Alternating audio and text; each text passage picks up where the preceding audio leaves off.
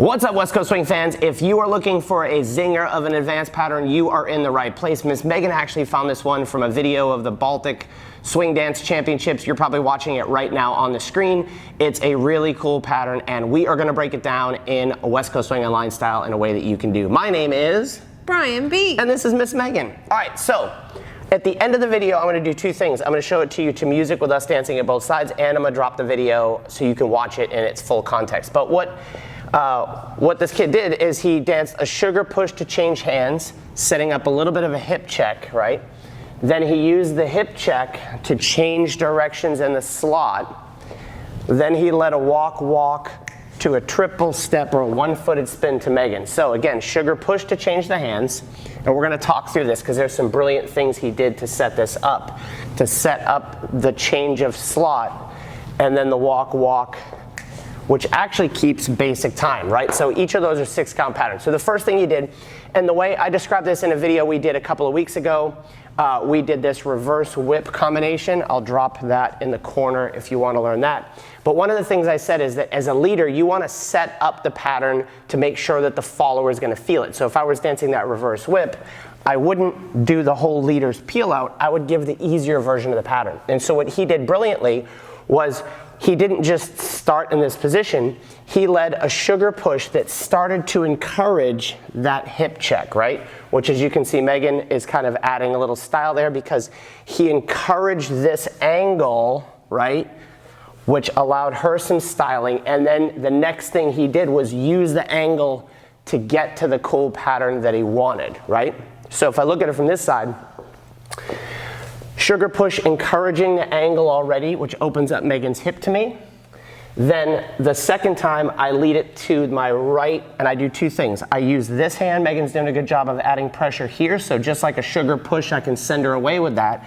I'm also using the hip for extra insurance, and that's walk, triple step, right? So it's still walk, triple step, right? We did walk, triple step, and then I take her back with a triple step. Now when I'm taking her back, it's not just mindlessly dragging her back and Megan figures it out.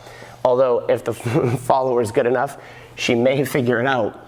But what I need to do is I create the angle so I can send her away. Now when I take this hand back, I want to leave it on this side, right? So I leave my elbow up so Megan can triple back. I did not do my footwork correctly, but you get the idea. So from there, so we can set up the turn, 1, 2, 3, and 4, 5, and 6. Now from here, I'm going to lead a walk. Megan has to take that from me. So this is why this is a give and take type of position. On the triple step, she spins on one foot, triple step, and guess what happens after that? Anchor step. So let's look at this blind side turn so you can kind of see it. We lead the walk. Megan gets to that position.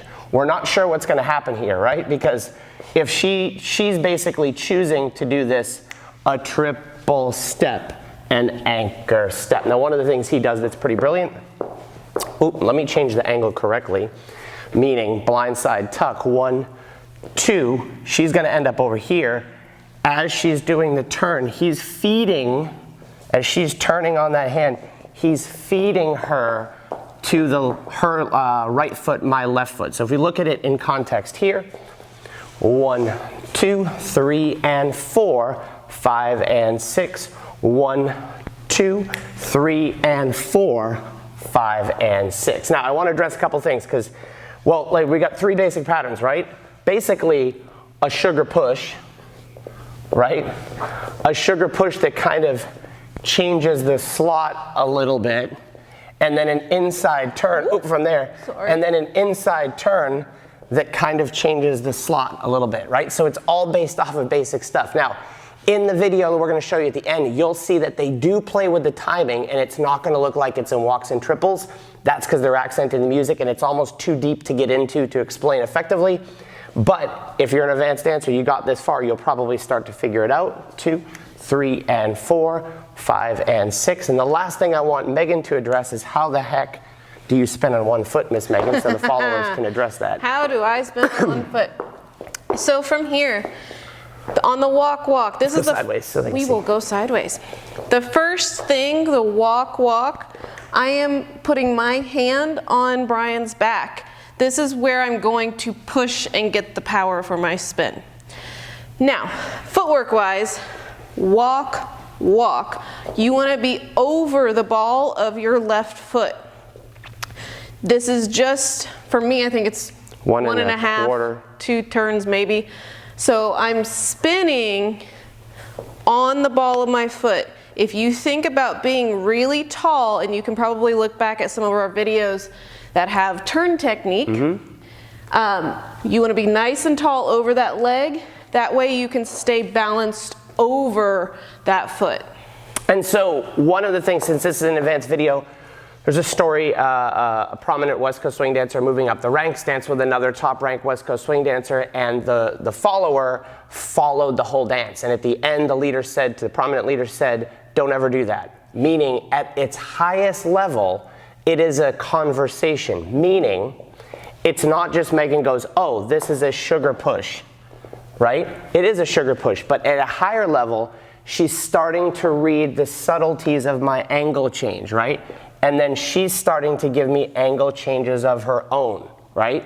And then I start to use those angle changes to a different direction. Now from here, I might be thinking something different, but when I get to this and she lets go of my hand, I'm now following her using my walks and triples in my head, even though her footwork is triple step and anchor step. And you'll see in the video at the end where it doesn't look walks and triples, but if you count the 6 beats, they complete each pattern within the 6 beats. They just play with the timing.